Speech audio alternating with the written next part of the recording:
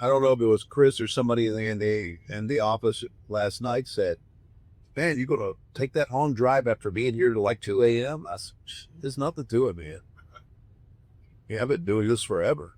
Yeah. Well, those guys have never been in a territory. Yeah, that's where A lot of our guys in our team at AEW are having their first experience working for a real wrestling company. Yeah. Don't you feel that? And I was right at the end of the territories. I started in '83, and don't you feel that I learned so much about the business, man. I really feel fortunate that I was there during the territories, even though it was at the end. Absolutely. Yeah. It's great for the education. I agree with that. Yeah. Everything. The car trips or spice rims. Yeah. Yeah, sure. Spice rims on wheels. Yeah. And guys talk the business. And now they're on their phone. Texting. That's right. Tweeting. Instagramming. Yep. Whatever. Right? But some of those drives in the 70s, when I first got the business, the mid-70s, I learned early on that you can get a great education just by listening. Just, especially shut up and drive, kid. Shut up and drive and listen. So they didn't tell me that but once. Ole told me back in the old days that they used to get together. I don't know if, not only in a car, but, sit in a locker room or something afterwards and talk about the business for hours. Yeah. Just. Well, these guys they're a combination of a lot of things, but the one thing that they were in the territory days were entrepreneurs. Yeah. Until way late in my career, there weren't any contracts. Oh, no, I'll be 1099 or whatever it is, right? Yeah. But there were no guarantees. The guarantees were few and far between. You got hurt, you didn't get paid. Right. The promoters had it. They'll say, well, we had all the risks. We had to rent the building. We had to buy the advertising. We had to, provide you an opponent, blah, blah, blah. Sure. But quite frankly, pro wrestlers have settled for less than the best for years and years. Yeah. That's why when he got around all those old timers, they would talk about a territory they were last in, or the territory they were returning to, or whatever. They had great reports on that stuff because that was the way they earned a living. And they wanted to work for the better promoters that would give them a fair count. When you didn't have the era of the roll tickets, hard tickets, well, that's just somebody's word. Yeah. There's no verification. It led to mistrust. The payoff scenario, the formula to arrive at the payoffs were taunting at best. I remember the old formula used to be on payoffs for the live events was the main event generally got 3% of the net ticket sales after taxes.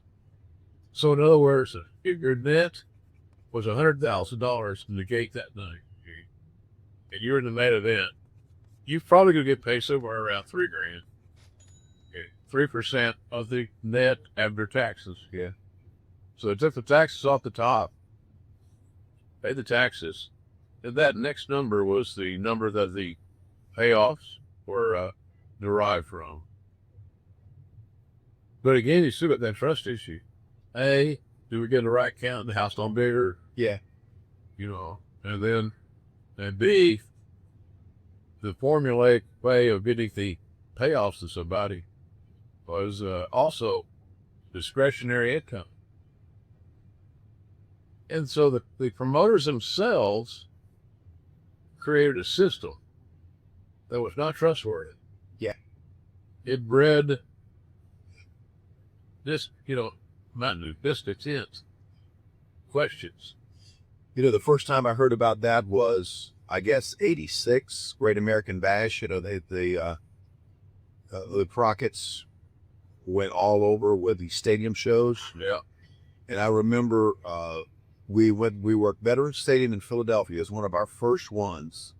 I was there as like, I don't even know what I was doing there, because back then when the in Pennsylvania you had to use the ring announcer, it was like the commission's ring announcer. Yeah. So I remember being there. I remember we had a great crowd. And I asked Elliot Murnick, who's no longer with us. I asked, you know, he's since passed away. Yeah. I asked Elliot, I said, what was the house? And he told me the house. And I remember going down to the locker room, and the guys in the locker room hadn't heard what the house was, and they couldn't believe it. They said, there's no way that this house is that low. You know, I mean, they were like bitching, you know, and so there was distrust then, you know. You know, Tully, who grew up in the business, you know, he was one of them that, you know, did trust numbers. Who was very outspoken about that. And I never get that Philadelphia count. And I remember looking at the house and thinking, man, that's a lot of people. But I didn't have any way to gauge it. I didn't know. But there was a lot of unhappy guys that night. You mean they didn't even make stadium shows in Craigsville? No, they didn't go to any stadiums in Craigsville. You know, that's always been an issue. It's always been funny to me that, you know, the two most important elements of pro wrestling are talent, television. Yeah. You can't do one without the other. You can't not have one and have a successful business. It won't work. Yeah.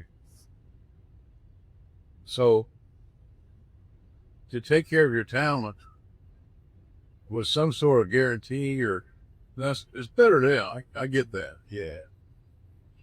But still, growing up in the territory areas where you're talking about, kind of get exposed to all that stuff. Yeah. I just loved it. I just loved being a part of that business back. Well, of course, you know, I was a big fan. Just, you know, years prior to that when I started, as you were, but I just loved being a part of that.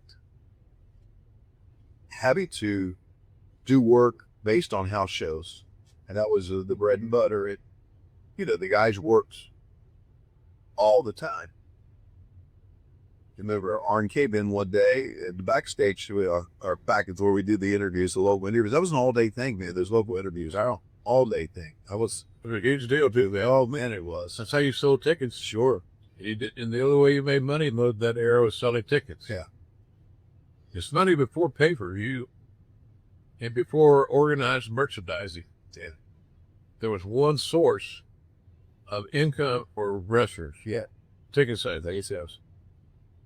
This is before pay-per-view, the whole 9 yards. So the art of doing a extemporaneous promo with a express thought in mind to sell tickets was something everybody worked on every week. It was a skill set. Yeah.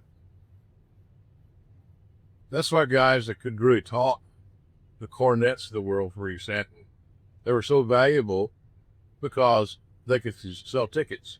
They could tell the story and weave in the town's name, the building, and whatever. Yeah.